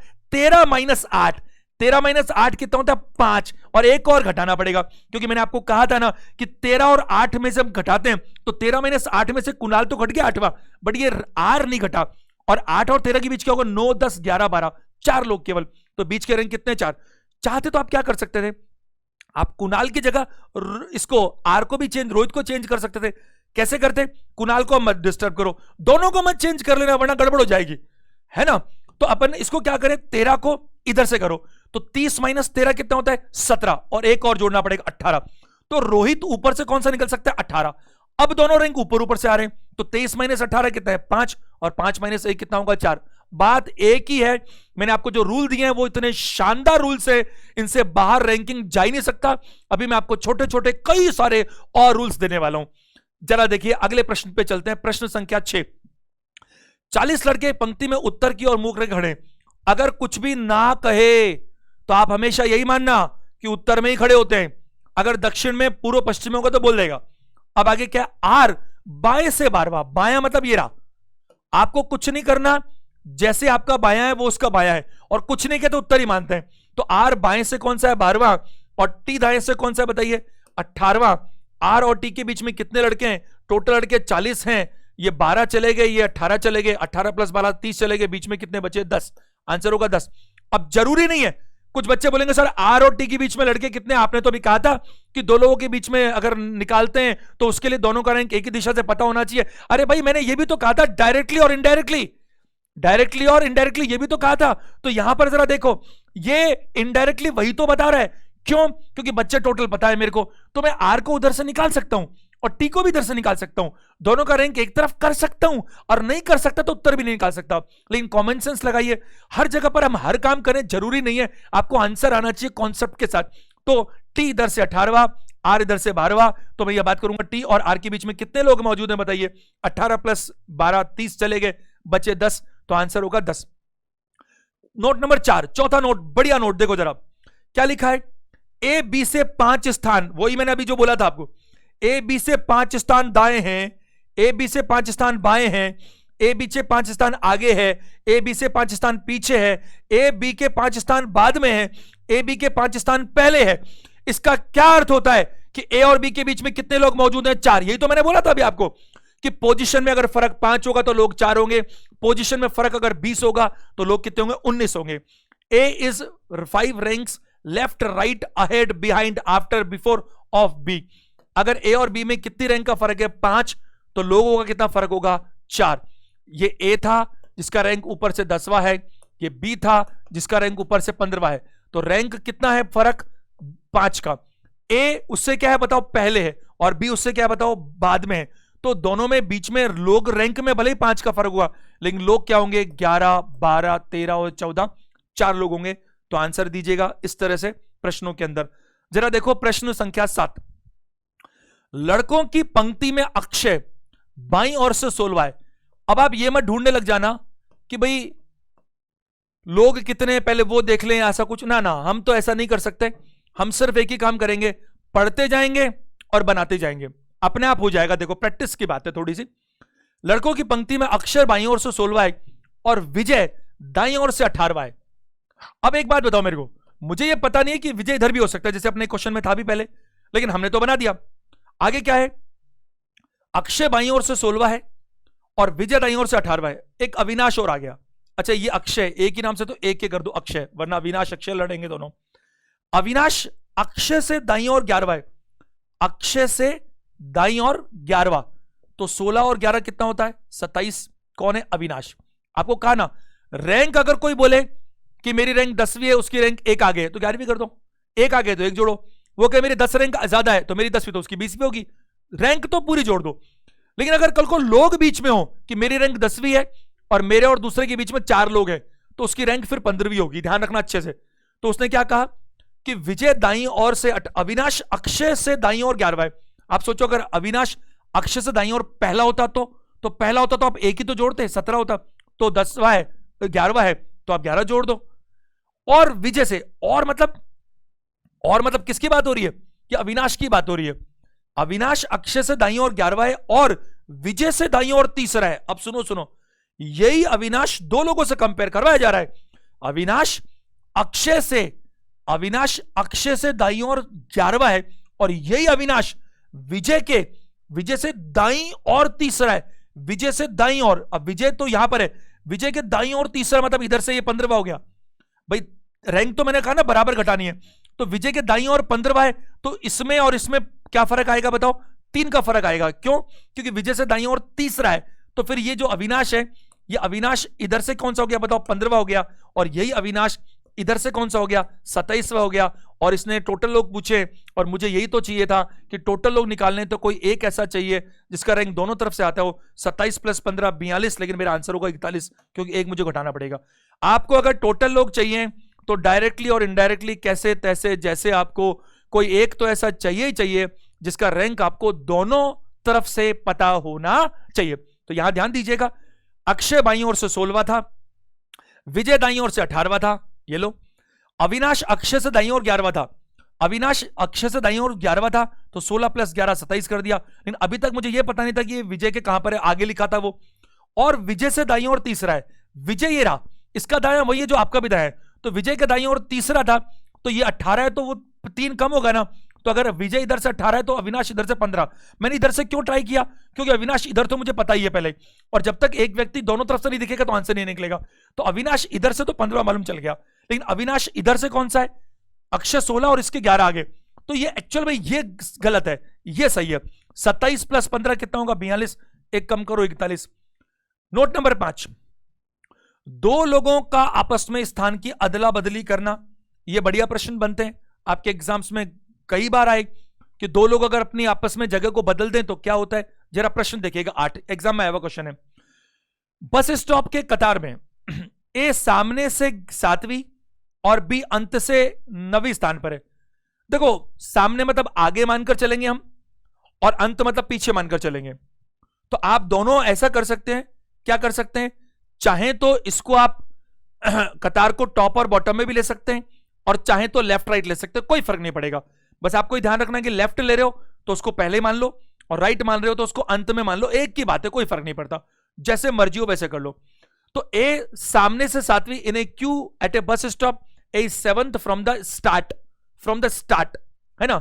ये सामने की जगह शुरू होना चाहिए, सामने इतना बढ़िया नहीं है, सामने नहीं मिलता, और ये मुझे लगता कहीं ना कहीं कुछ टाइपिंग का कुछ एरर तो है, यहां अच्छे से लिखा हुआ है स्टार्ट, है ना।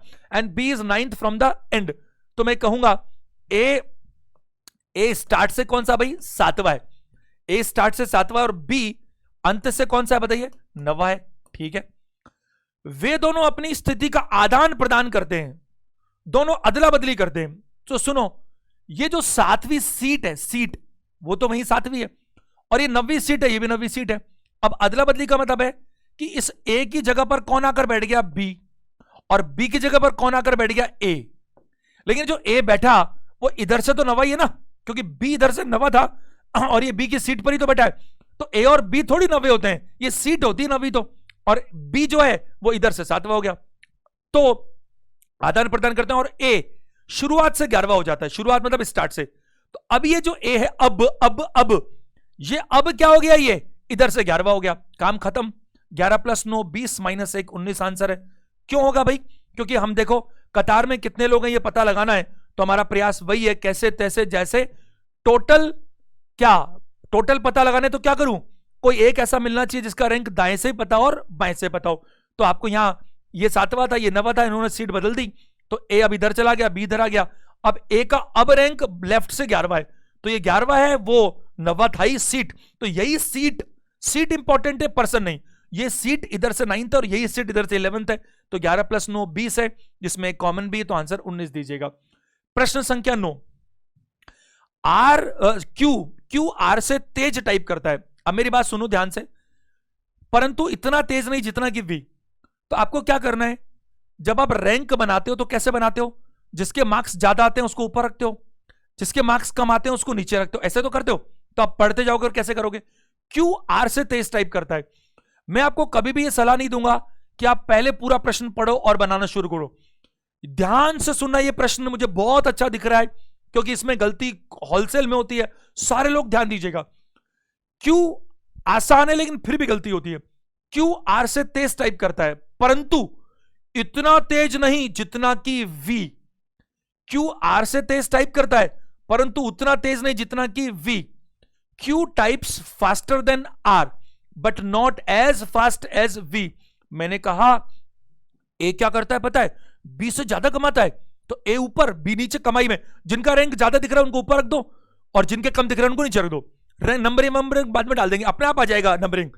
तो उसने कहा ए बी से ज्यादा कमाता है, बी से ज्यादा कमाता है, लेकिन उतना भी ज्यादा नहीं कमा लेता जितना कि सी कमाता है। इसका मतलब सी उससे भी ज्यादा कमाता है, ये समझ में आता है।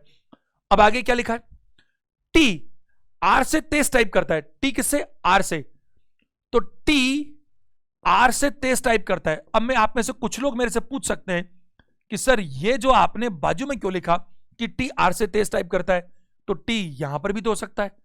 अब मैं आपको एक बात बताता हूं, ध्यान से सुनना मेरी बात को, ताकि आपसे जीवन में गलती नहीं हो, वरना ये गलती इतनी होती है कि आप सोच भी नहीं सकते। आप कृपया बोर्ड पे देखें, ये दो तरह से दिखाता हूं आपको, बहुत इंपॉर्टेंट लाइन है, सभी लोग ध्यान दीजिएगा। मेरे समझाने के बाद वीडियो को पॉज कीजिएगा और इसको अपनी कॉपियों में जरूर लिखिएगा। देखो, अगर मैं कहूं कि बी ए के दाएं हैं, कौन, बी ए के दाएं हैं, और मैं कहूं बी ए के ठीक दाएं हैं, इन दोनों में जमीन आसमान का फर्क है। क्यों, बी ए के दाएं हैं, अगर बी यहां हुआ तो भी दाएं हैं, यहां हुआ तो भी दाएं हैं, यहां और यहां हुआ तो भी दाएं हैं, बिल्कुल दाएं हैं। और बी ए के ठीक दाएं हैं, तो ये वाला सही हो जाएगा। ठीक दाएं, इमीडिएट राइट इमीडिएट लेफ्ट अलग है, और लेफ्ट राइट अलग है। जैसे सोचो, एक बार मेरे को बताओ, 100 बच्चे हैं जिन्होंने एग्जाम दिया, एक की रैंक 100वीं आई, बाकी 99 बच्चे उसके ऊपर थे। उनमें कौन कौन थे? बी भी था, सी भी था, डी भी था, एम भी था, सारे ही थे। तो सबने क्या, बी ने बी से पूछा ए से कंपेयर करो, तो क्या बोलेगा? बी क्या बोलेगा? बी बोलेगा मेरे नंबर एक से ज्यादा है। भाई उससे पूछा ए से कंपेयर करो तुम्हारा, तो बी बोलेगा मैं ए से ज्यादा, मेरे ए से ज्यादा नंबर है। सी बोलेगा मेरे भी ए से ज्यादा नंबर है। डी बोलेगा मेरे भी ए से ज्यादा नंबर है। लेकिन जो बोलेगा कि मैं ए के ठीक ऊपर हूं वो 99 है। मेरी बात समझ पा रहे हैं क्या? तो आप फर्क समझिए, ऊपर होना और ठीक ऊपर होने में बहुत फर्क है। क्योंकि जिसका रैंक सबसे नीचे है सारे उसके ऊपर है, और जिसका रैंक सबसे ऊपर है सारे उसके नीचे हैं। तो याद रखना, इसने क्या कहा यहां पर? इसने कहा टी आर से तेज टाइप करता है। तो टी अगर आर से तेज टाइप करता है तो ये टी आर के ऊपर आ सकता है, लेकिन ये क्यू के ऊपर आएगा तो भी तो आर से तेज टाइप करेगा, और ये टी अगर वी के ऊपर आएगा तो भी तो आर से तेज टाइप करेगा। हाँ, ये बोल देता ना कि टी आर से तो तेज टाइप करता है लेकिन क्यू से धीमे टाइप करता है, तो मैं यहां रख सकता था। आप इस पॉइंट को नोट कर लेना, लिख लेना, नहीं तो गलती हो जाएगी आपसे। आगे देखो, एस वी से तेज टाइप करता है, तो एस वी से करता है ये हम लिख देंगे बिल्कुल। एस अगर वी से करता है तो इनसे भी करता होगा। कहानी खत्म हो गई। पांचों में कौन सबसे तेज टाइप करता है? तो एक बात बताइए, ये सूचना थी सबसे तेज टाइप कौन करता है, तो मैं कहूंगा कि मेरे को नहीं पता कौन तेज टाइप करता है, बट मुझे यह पता है कि ये तीनों सबसे तेज टाइप नहीं कर सकते। क्यों नहीं कर सकते? क्योंकि इनके ऊपर एस बैठा हुआ है। अगर इस टी की पोजीशन आप मेरे को फिक्स करवा दो तो मुझे पता लग जाएगा कि कौन। लेकिन एक बात बताओ, सबसे तेज टाइप कौन कर सकता है? या तो एस कर सकता है, या फिर कौन कर सकता है? टी कर सकता है, और कोई ऑप्शन नहीं है, क्योंकि ये तीन तो करेंगे नहीं। अब मैं आंसर देना चाहूंगा यहां पर, जो सही आंसर है वो है डी, आंकड़े अपर्याप्त हैं। इसमें ज्यादातर बच्चे क्या करेंगे? टी को यहां लगा देंगे और एस को आंसर दे देंगे, क्योंकि वो कहेंगे सर देखो वो लिखा हुआ टी आर से तेज टाइप करता है, तो टी आर से तेज टाइप करता है, ये कहां लिखा हुआ है कि वो क्यू से धीमे टाइप करता है? मैंने कहा मैं मोहन से ज्यादा कमाता हूं। अब मोहन से ज्यादा कमाता हूं, मोहन कमाता है मान लो 1 लाख रुपए, अब मैं ज्यादा कमाता हूं, तो मैंने कहां बताया कि मैं कितना ज्यादा कमाता हूं? उसका 1 लाख है, मेरा 2 लाख भी हो सकता है, उसका 1 लाख है, मेरा 2 करोड़ भी हो सकता है। अब ज्यादा तो ज्यादा है, ज्यादा और कम तो बहुत ज्यादा फर्क रखते हैं। अगर मैं आपको बोलूं क्या, बोले मैं केवल मुकेश अंबानी से कम कमाता हूं, अरे ये क्या बात हुई? मैं मुकेश अंबानी से कम कमाता हूं, ये लाइन अगर मैं बोलूंगा तो उसमें तो बहुत बड़ा डिफरेंस है। और मैं बोलूं केवल मुकेश अंबानी से कम कमाता हूं, इसका मतलब बाकी सबसे मैं ज्यादा कमाता हूं। इसको लेकर भी मैं नियम बनाऊंगा एक, आप ध्यान दीजिए, बट इस क्वेश्चन में इतना पर्याप्त है। दोबारा पढ़ लेते हैं। क्यू आर से तेज टाइप करता है, परंतु इतना तेज नहीं जितना कि वी। ये लो, टी आर से तेज टाइप करता है तो यहां पर रहेगा, और आगे लिखा एस वी से तेज टाइप करता है, तो एस वी से तेज टाइप करता है। पांचों में कौन सबसे तेज टाइप करता है? मुझे पता नहीं। हां, पांचों में सबसे धीमा कौन है यह पक्का पता था, आर है। धीमे का तो पता है, तेज का पता नहीं, आंकड़े अपर्याप्त है। हाँ, एक जरूरी बात, यहां पर अगर यह लिखा होता ना आंकड़े पर एक ऑप्शन में आइदर एस और टी, तो फिर ये बेटर हो जाता, क्योंकि आंकड़े इसीलिए तो अपर्याप्त है कि ये पता नहीं लग पा रहा एस करेगा कि टी करेगा। आपको लग रहा है सेशन लंबा जा रहा है, मुझे भी तो लग रहा है ऐसा। ये आपके हित में ज्यादा है, मेरे हित में कम है। मेरा हित सेटिस्फेक्शन से जुड़ा ज्यादा है कि नहीं? आप समझने की कोशिश कीजिए। आप इस सेशन को अपन 15-20 मिनट और चलाएंगे, क्योंकि मुझे आपको 3-4 नियम और सिखाने हैं, बहुत बहुत इंपॉर्टेंट नियम। तो ये सेशन थोड़ा लंबा तो चलेगा। ये आपके एग्जाम में आया हुआ क्वेश्चन है। और what is Rashmi's rank in the class? कक्षा में 17, एनटीपीसी 17 यानी मेंस का एग्जाम है, टीए 2, रश्मि का रैंक कौन सा है ये पूछा है। तो इसमें क्या कहा, एक इंफॉर्मेशन ये रही, दूसरी ये रही, और ये कौन सा किसका क्वेश्चन है? ये डाटा सफिशिएंसी का क्वेश्चन है, यानी आंकड़ों की पर्याप्तता। तो इसमें क्या होता है कि आपको यह पता लगाना होता है कि इसमें कौन सा आंकड़ा पर्याप्त है। ये तो आंकड़ा रहा 1 और ये रहा 2, तो आपको यह पता लगाना है कक्षा में रश्मि का रैंक कौन सा है। और आपको पता है कक्षा में रैंक पता लगाने के लिए पहला option, there are 25 students in the class.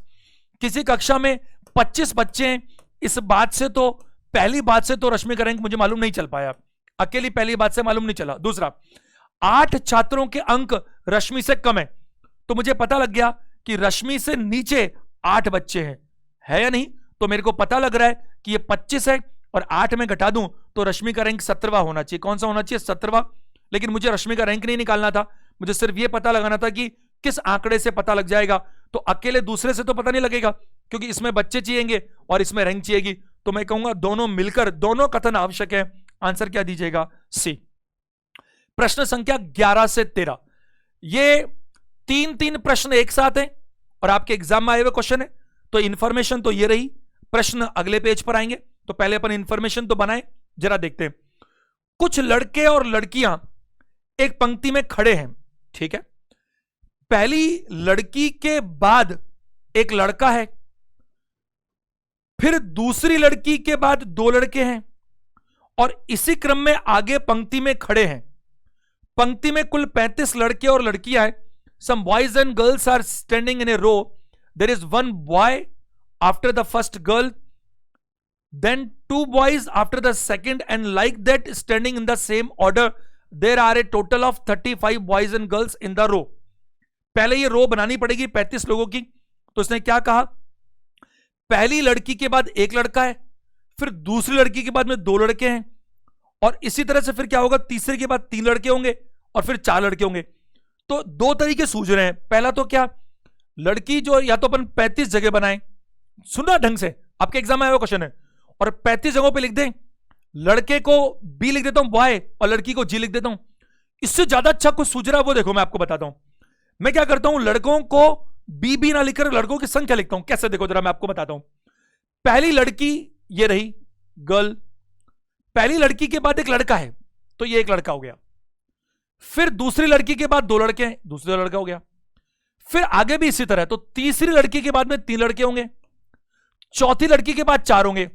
तो 4 बार बी लगाऊंगा मैं, बी, तो मुझे काउंटिंग में बाद में तकलीफ आएगी, ये ज्यादा अच्छा है। अच्छा, फॉर्मेट हम इसलिए याद नहीं कर सकते क्योंकि ये तो कुछ भी बना देगा, कुछ भी दे देगा, ये तो कुछ भी मिसलेनियस में आ सकता है। तो 5वीं लड़की के बाद क्या होगा, 5 लड़के होंगे, आगे जगह नहीं, इधर बना देता हूं। छठी लड़की के बाद क्या होगा, 6 लड़के होंगे। अब टोटल 35 से ऊपर नहीं जाना चाहिए। तो ये 1 2 3 4 5 का एवरेज तो आता है 15 और 6 21 हो गए, 21 तो लड़के हो गए। 22 23 24 25 26 27 27 तक आ चुके। तो 28वीं लड़की होगी और उसके आगे 2 लड़के होंगे, ये कहानी खत्म हो गई। आपने एवरेज में पढ़ा होगा 1 2 3 4 5 लगातार संख्याएं, 1 2 3 4 5, इनका एवरेज 3 होता है तो टोटल 15 हो गया। 15 प्लस 6 कितना हुआ, 21। 21 के साथ मैंने काउंट किया था 22 23 24 25 26 27। अब इसके बाद लड़की 28, अब जो बचे 2 लड़के, तो ये 30 बच्चे, अच्छा 35 है टोटल, 35 है, सॉरी वेरी सॉरी। तो यहां पर टोटल लोग 35 हैं, 35 पे ध्यान दीजिएगा। तो ये अपन से गलती हुई, ये 2 नहीं बल्कि क्या होगा 7, क्योंकि अपन ने जो काउंटिंग कर ली वो 30 के हिसाब से कर ली, कोई बात नहीं। ये कितना होगा 7। अब आप देखो ये तो 15 हो रहा था, ये 21 हो गया, ये 15 है टोटल, ये कितना है 21 28, तो ये टोटल लड़के हो गए 29 30 31 32 33 34 और 35, ये टोटल 35 यहां पर हमें नजर आ रहे हैं, टोटल 35 क्वेश्चंस पे आते हैं। पहला क्वेश्चन क्या, वो बनाया पीछे, कोई बात नहीं पीछे चल जाएंगे अपन। 21वें और 30वें स्थान के मध्य कितनी लड़कियां हैं? अब मैं आपको यह पूछना चाहता हूं, समझो कॉन्सेप्ट को, 21वें और 30वें के बीच कितनी लड़कियां हैं? तो मैंने आपको अभी समझाया था थोड़ी देर पहले कि जिन 2 लोगों के बीच में पूछा जाता है, तो वो जो बीच में लोग होते हैं उनमें वो 2 लोग कभी शामिल नहीं होते। तो 21 और वो 30वें के बीच का मतलब है कि ना तो 21वीं काम आएगी और ना 30वीं काम आएगी। इसके बीच में लड़कियां कितनी है 21 और 30 के बीच में? प्रेजेंटेशन इधर देखना पड़ेगा। एक बात बताओ, 21 और 30 के बीच में लड़कियां हैं तो एक ही लड़की दिख रही है मेरे को साफ साफ, कैसे? देखो 21 और 30 का मतलब है कि आखिरी के, भाई देखो 21 और 30, तो ये 21 भी नहीं आएगा इसमें और ये 30 भी नहीं आएगा, इसके बीच के 8 लोग हैं। तो इधर 7 और 2 9 हो गए, तो ये जो अगला है 7 2 9, अगला जो आएगा लड़का ये 21वां है इधर से, क्योंकि इधर से 10वां है। तो ये तो वैसे भी लड़का है, इसने लड़कियां पूछी थी, तो ये होगा नहीं, ये सारे लड़के हैं, तो सिर्फ क्या है बताइए? और वैसे भी दिख रहा है ये भी लड़के ये भी लड़के, तो 10 तो यही हो गए ना, बीच में सिर्फ एक लड़की है, तो आंसर दीजिएगा 1। तो 21वें और 30वें के मध्य कितनी लड़कियां हैं? 1, ऑप्शन नंबर ए। 5वें और 17वें के बीच लड़के कितने हैं? तो 5 और 17, आप सभी लोग ध्यान दीजिएगा, 5 और 17 के बीच लड़के चाहिए इसको। तो आप ध्यान दो, 5वीं रैंक मुझे चाहिए और 7वीं रैंक चाहिए, और इसके बीच में लड़के चाहिए से केवल। अब लड़कों का मतलब क्या है कि आपको ना तो ये 17वां काउंट करना, तो आपको 16 तक ही देखने हैं, और ना आपको 5वां काउंट करना, तो छठे से देखना है और सिर्फ लड़के देखने हैं। तो अगर मैं 16 तक की बात करूं तो देखो आप, यहां मैं बात करूंगा कि ये कितना हो रहा है, यहां पर ये मेरे पास हो रहा है कितना, 4 10 टोटल यहां पर है, और 10 के साथ कितना है, 11 12 13 और 14, ये मेरे पास 15 और अगला मेरे पास ये 16 है। क्यों? क्योंकि मैंने कहा ना 5 और 17 के बीच, तो मुझे काउंटिंग तो 16 तक ही करनी है ना, और मेरे को कौन चाहिए, लड़के चाहिए। तो मैंने आपसे क्या कहा, ये कितना है 10, 10 के साथ में अगर यहां तक देखो 10, तो 11 12 13 और 14, 14 के बाद में आगे क्या बताओ 15, तो 15 तक तो ये लड़की शामिल हो गई। 17, 5 और 17 के बीच, तो 5 और 17 का मतलब है कि सिर्फ मेरे को अगला 15 के 16 ही लेना है, तो एक लड़का तो यहां से आ जाएगा, एक लड़का यहां से आएगा, 4 यहां से होंगे, कितने होंगे 5, और 3 कितने होंगे 8, और 8 के साथ में अगर मैं बात करूं, यहां पर ध्यान दीजिएगा छठे से बात कर रहा है, तो मैं बात करूंगा ये जो लड़के मेरे को छोड़ने पड़ेंगे। क्यों छोड़ने पड़ेंगे? क्योंकि यहां तक तो 5 हो रहा है, मुझे छठे से लेना है, छठी लड़की है, तो 8 ही आंसर होना चाहिए, होना चाहिए कि नहीं। 4 यहां पर है, 3 7 और 1 इधर से आएगा, थोड़ा सा कॉन्सेंट्रेट करेंगे तो काम हो जाएगा। तो आंसर 8, 8 ऑप्शन में है क्या, सी ऑप्शन है। अगला प्रश्न था कुल कितनी लड़कियां हैं, तो लड़कियों की अगर हम काउंटिंग करें तो स्पष्ट रूप से दिख रहा है मेरे को 3 5 7, टोटल लड़कियों की संख्या कितनी है 7, ऑप्शन नंबर क्या होगा, बी। प्रश्न संख्या 14 देखिएगा, 33, 5-7 क्वेश्चंस और करते हैं, सेशन मुझे मालूम है लंबा हो रहा है, बट ये आप ही के लिए तो 5-7 क्वेश्चंस बहुत इंपॉर्टेंट है, उन्हें पूरा करेंगे। 33 विद्यार्थियों की कक्षा में रमेश 13वें स्थान पर है, तो रमेश 13वें स्थान पर है, तो ये लीजिए ये रमेश है जो 13वें स्थान पर है। स्थान बोले ना, रैंकिंग हमेशा ऊपर नीचे बनाना ज्यादा अच्छा रहता है। इस क्रम व्यवस्था में सुरेश के नीचे 5 विद्यार्थी हैं, तो मैंने आपको कहा था सुरेश के नीचे 5 विद्यार्थी हैं, इसका मतलब सुरेश नीचे से छठा हो गया, क्योंकि सुरेश के नीचे 5 है। रमेश और सुरेश के बीच कितने विद्यार्थी हैं, तो आप देखो बीच के विद्यार्थी मुझे चाहिए, तो ये 13 और 6 19, ये 19 नहीं चाहिए मेरे को, तो 33 टोटल है, उसमें से 19 घटा दो तो 14 आंसर मिलेगा, 14 सी हमारा सही आंसर है। 15 देखिए, ए बी सी डी और ई में से प्रत्येक के प्राप्तांक अलग अलग हैं। अब एक बहुत ही बड़ी बात बता रहा हूं मैं आपको, बहुत ज्यादा बड़ी बात बता रहा हूं, सुनो ध्यान से। मुझे एक बात बताओ, अगर 100 बच्चों ने एग्जाम दिया, 100 के रिजल्ट आए, 100 की रैंक आई, तो रैंक कितनी आ सकती है? कुछ लोग कहेंगे सर 100 बच्चों में 100 रैंक आ सकती है, कुछ कहेंगे 100 से कम आ सकती है, कुछ कहेंगे 100 से ज्यादा आ सकती है, ज्यादा तो बिल्कुल नहीं आ सकती। लेकिन समझो, अगर 2 बच्चों के नंबर बराबर बराबर हुए तो उनकी रैंक क्या होगी, रैंक एक ही काउंट होगी। इसीलिए आप देखो कई सारे एग्जाम्स में क्या होता है, 1000 सीट थी और 911 रैंक पे काम खत्म हो गया। क्यों? क्योंकि 911 के बाद में जो 89 बचे ना, वो किसी ना किसी रैंक में आ रहे हैं। जैसे 2 बच्चों के नंबर बराबर है तो रैंक एक ही काउंट होगी। अब यहां पर क्या लिखा, ए बी सी डी और ई में से प्रत्येक के प्राप्तांक यानी मार्क्स अलग अलग है, तो मार्क्स अलग अलग, इसका मतलब है पांचों की रैंक 5 होगी, नहीं तो पांचों की रैंक 6 तो नहीं हो सकती थी, बट 5 की रैंक 4 और 3 भी हो सकती थी। अगर इन पांचों के नंबर बराबर आ जाए तो एक ही रैंक में काम खत्म, ऐसा हो सकता है।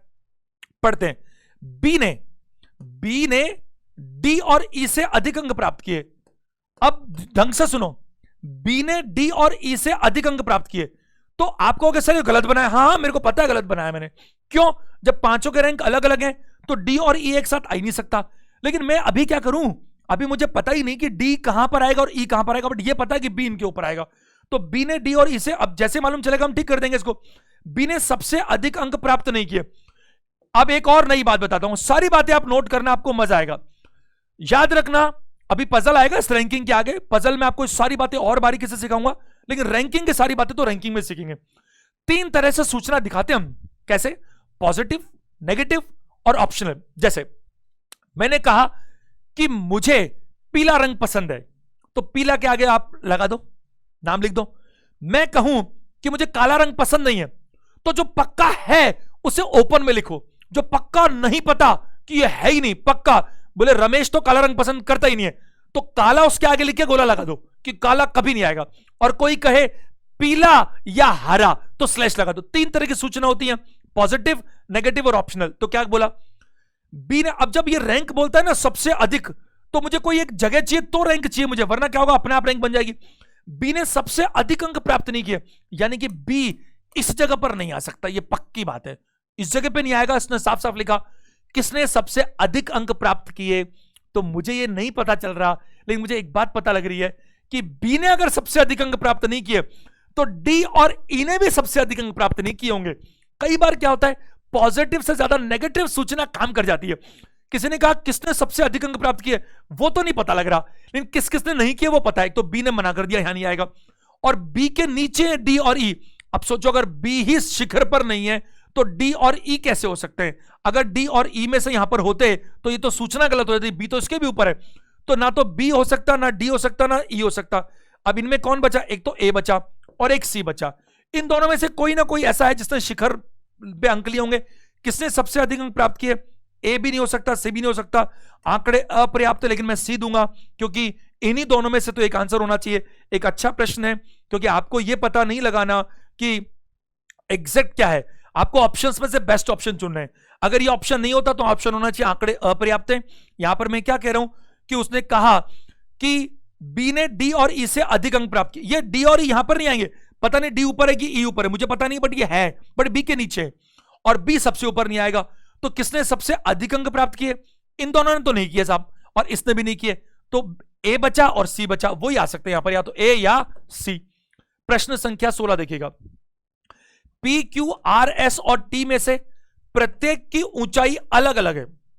अब फिर बोल दिया इसने ऊंचाई अलग अलग है, तो इसका मतलब क्या है? 5 लोगों में 5 रहेंगे। क्यू केवल टी से छोटा है, क्यू केवल टी से छोटा है। अब मैं आपको फिर एक नोट बनाऊंगा नया, क्योंकि मेरे नोट्स में ये नोट मैंने नहीं डाला, बट मैं आपको लिखवा रहा हूं, आप सब लिख लीजिएगा। ए सिर्फ बी से छोटा है, फटाफट लिखता हूं मैं भी।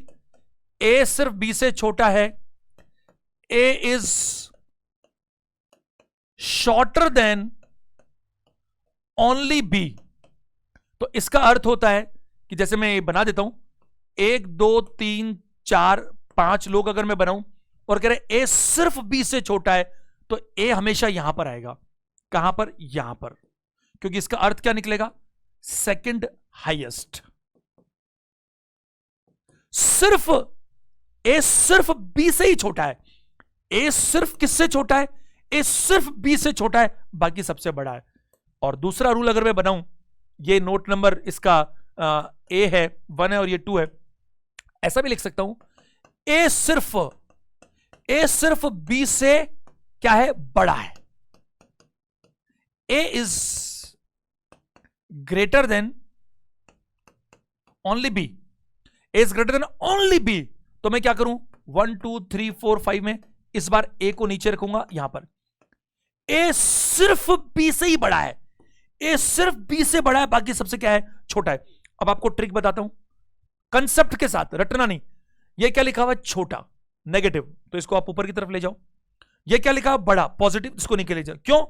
सिर्फ एक ही जने से बड़ा है तो बाकी सबसे छोटा है, सिर्फ एक से ही छोटा है तो बाकी सबसे क्या है? बड़ा है। इसका चिंतन करना, मनन करना, ये बहुत इंपॉर्टेंट चीज होती है कि ये लैंग्वेज हमारे बहुत काम आती है। अब प्रश्न पे आ जाते हैं। अब इसने कहा क्यू केवल टी से छोटा है। मैं इधर बनाऊंगा, स्पेस नहीं है मेरे पास उधर, इधर देख लो आप लोग। अब देखो, मैंने कहा था ना नेगेटिव, क्यू केवल टी से छोटा, जैसे इसने बोला छोटा नेगेटिव में ऊपर चला जाऊंगा। क्यू केवल टी से क्या है? छोटा है, केवल टी से छोटा है, ये कंफर्म सीट हो गई। तथा एस पी और क्यू से छोटा है। एस किससे? पी और क्यू से। अब आप कहेंगे कि सर आपने इसको बाहर क्यों निकाला?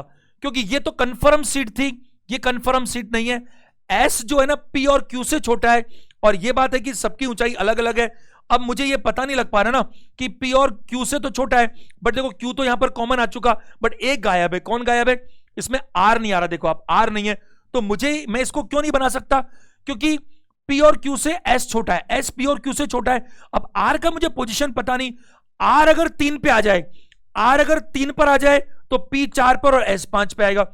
अगर आर 4 पे आ जाए तो पी 3 पे और एस 5 पे आएगा, और अगर आर 5 पे आ जाए तो पी 3 पे और एस 4 पे आएगा। अब मुझे आर का नहीं पता तो मैं कैसे बनाऊं बताओ पी और एस को? तो ये नहीं बना सकते, हमें सिर्फ इन दो का ही पता लग पा रहा है। सवाल क्या है वो देखते हैं। सबसे छोटा कौन है? एक बात बताइए, सबसे छोटा कौन है? तो मुझे नहीं पता सबसे छोटा कौन है, लेकिन मैं ये जरूर जानता हूं कि ना तो टी सबसे छोटा, ना क्यू सबसे छोटा, और ना पी सबसे छोटा, क्योंकि एस पी से भी छोटा है। तो अगर सबसे छोटा कोई अगर है तो या तो एस है या फिर आर है। तो आंसर दीजिए, आंकड़े अपर्याप्त हैं, और अगर कोई आइदर में देता ना एस अथवा आर, तो वो इससे बेटर आंसर हो जाता। ये एक अच्छा नोट है, ध्यान दीजिएगा। प्रश्न संख्या 17, P Q R S T में से, अच्छा ये क्वेश्चन अलग है, मुझे लगा एकदम से वही मिल गया। प्रत्येक के प्राप्तांक अलग अलग हैं। आर के प्राप्तांक पी और टी से अधिक है। सबके अलग होंगे मुझे पता नहीं, लेकिन पी और टी में कौन बड़ा छोटा है मुझे पता नहीं चल रहा। क्यू का प्राप्तांक टी से कम है। अब सुनो, क्यू के मार्क्स किससे कम है? टी से कम है। लेकिन मुझे यह नहीं पता ना, ये तो पता लग गया कि क्यू के मार्क्स टी से कम है, लेकिन यह नहीं पता लग पाया कि क्यू के मार्क्स पी से भी कम है क्या, क्योंकि यह इंफॉर्मेशन अलग थी क्या, कि आर के मार्क्स पी और टी से अधिक हैं, तो आर के मार्क्स पी और टी से अधिक है, वो ठीक है। लेकिन उसने कहा कि क्यू के मार्क्स टी से कम है, तो क्यू के मार्क्स टी से कम है, क्यू के मार्क्स पी से भी कम हो, जरूरी थोड़ी है। क्यों जरूरी नहीं है? क्योंकि पी और टी में पी ऊपर और टी नीचे हो सकता है। अगर पी ऊपर हुआ टी नीचे, ऐसा भी हो सकता है, और टी ऊपर और पी नीचे भी हो सकता है, और टी ऊपर और पी नीचे ऐसे भी हो सकता है कि क्यू पी से ऊपर हो जाए और टी के नीचे, बहुत कुछ हो सकता है। तो आप कुछ मत करो, सिर्फ जो जो बोलता जा रहा है वो बना दो। आगे क्या बोल रहा है? क्यू का प्राप्तांक टी से कम है, एस का प्राप्तांक अधिकतम नहीं है। अब ये जैसे ही अधिकतम बोल दिया ना, तो मुझे नंबरिंग की जरूरत पड़ी नहीं, तो मुझे जरूरत नहीं थी। तो एस का मार्क्स अधिकतम नहीं है, तो कुछ भी हो जाए पहली जगह पर एस नहीं आ सकता। सबसे अधिक मार्क्स किसके हैं? तो एक बात बताइए, सबसे अधिक मार्क्स किसके नहीं है? क्योंकि किसके हैं वो तो मुझे पता ही नहीं चल रहा। एस के सबसे अधिक नहीं है, पी और टी इसके नीचे है तो उनके भी नहीं है, और क्यू के भी नहीं है। तो एस भी सबसे ऊपर नहीं आ सकता, पी नहीं आ सकता, टी नहीं आ सकता, क्यू नहीं आ सकता, तो पक्की बात है आर ही आ सकता है सिर्फ। तो आंसर क्या दीजिएगा? सी। ये सीक्वेंस नहीं बना तो भी आंसर आ गया। क्यों? क्योंकि आप देखो पी और टी तो आर से नीचे हैं, तो ये सबसे ऊपर कैसे हो सकते हैं? क्यू टी से नीचे तो सबसे ऊपर कैसे हो सकता है? एस सबसे ऊपर आने के लिए मना कर दिया। पी गायब, टी गायब, क्यू गायब और एस गायब, बचा कौन? आर। और पांचों में से कोई तो आएगा ही आएगा, क्योंकि सबके मार्क्स अलग अलग है, तो फिर आंसर होगा आर। प्रश्न संख्या 18, 6 भिन्न मित्रों L M N P Q और एस में से प्रत्येक की ऊंचाई अलग अलग है। अब क्या बोल रहा है? एन क्यू और पी से लंबा है, एन क्यू और पी से लंबा है। मैं फिर मानता हूं कि सबके अलग अलग, लेकिन मुझे पता नहीं क्यू और पी में से कौन कौन ऊंचा और कौन नीचा, पता नहीं। तो इसने कहा एन क्यू और पी से लंबा है, परंतु एम से छोटा है। परंतु एम से क्या है? छोटा है। पी सिर्फ क्यू से लंबा है। अब देखो, ये सिर्फ जहां पर आ गया तो फिर मुझे लैंग्वेज चाहिए। अब देखो, मैंने आपको भी समझाया था ना, पी सिर्फ क्यू से ही लंबा है, तो पी जो है, पी सिर्फ किससे लंबा है बताइए? क्यू से ही लंबा है। तो सिर्फ क्यू से लंबा है, ये लंबा मतलब पॉजिटिव तो नीचे जाएंगे और नेगेटिव तो ऊपर जाएंगे, अभी समझाया भी था। तो पी सिर्फ क्यू से लंबा है, सिर्फ क्यू से, बाकी सबसे छोटा है। जबकि एस सिर्फ एल से छोटा है, तो एस सिर्फ एल से ही छोटा है, सिर्फ एल से, बाकी सबसे बड़ा है। निम्न में से कौन सा युग्म सबसे लंबे और सबसे छोटे को बताता है? तो ये तो वैसे ही आ गया, सबसे लंबा एस, सबसे छोटा क्यू, तो एल और क्यू ऑप्शन नंबर बी। और वैसे जमाना चाहे ना तो एम और एन भी जम जाएगा यहां पर, क्योंकि ये दोनों अलग अलग हैं और इनकी उसके अलावा कोई जगह नहीं है। प्रश्न संख्या 19 पे आइएगा। प्रत्येक अलग अलग वजन वाले बी, एफ, जे, के और डब्ल्यू में से एफ केवल जे से भारी है। देखो, मैं फिर वही कहूंगा, क्या लिखा है? एफ जो है, एफ केवल जे से भारी है, तो केवल जे से भारी है, बाकी सबसे हल्का है। एफ केवल जे से भारी है, बाकी सबसे क्या है? हल्का है। बी एफ और डब्ल्यू से भारी है, किंतु के जितना नहीं। तो बी एफ और डब्ल्यू से तो भारी है, किंतु के से नहीं। इसका मतलब के से भारी नहीं है, के से हल्का है। तीसरा सबसे भारी कौन है? अब तीसरा सबसे भारी कौन है? 5 लोग थे, एफ पक्का मालूम है, जे मालूम है। अब एक बताओ मेरे को कि के का पता है, बी का पता है और डब्ल्यू अपने आप सेट हो जाएगा। क्यों? क्योंकि एफ तो ऑलरेडी सेट है, एफ की तो चिंता ही नहीं है हमारे को, तो ये 3 ही तो बचे। तो ऐसे कैसे हो जाएगा? के, बी और डब्ल्यू। तो उसने कहा तीसरा सबसे भारी कौन है? डब्ल्यू। आंसर होना चाहिए डी। प्रश्न 20, ये बढ़िया प्रश्न है, मंजिलों वाला क्वेश्चन है।